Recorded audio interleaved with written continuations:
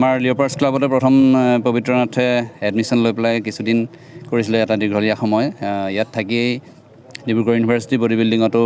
position পাইছিলে তাৰপিছত গুৱাহাটীলৈ গ'ল পৰৱৰ্তী সময়ত তেওঁ অধিক আত্মবিশ্বাস আৰু চেষ্টাৰে বৰ্তমান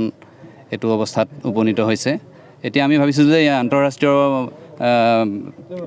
পৰ্যায়ত এখন আচলতে প্ৰথমখন খেলহে ইয়াৰ আগত আগন্তুক দুখন খেল আহি আছে এছিয়া আৰু ৱৰ্ল্ডৰ গতিকে আমি এখন খেলৰ প্ৰথম স্থান গ'ল্ড মেডেল লাভ কৰি আহিছে গতিকে আমি অভিনন্দন জনাইছোঁ লগতে আগন্তুক যি দুখন খেল আহি আছে সেই দুখনত যাতে এনেদৰে উজ্বলি উঠিব পাৰে তাৰ কাৰণে শুভেচ্ছা জনাইছোঁ লগতে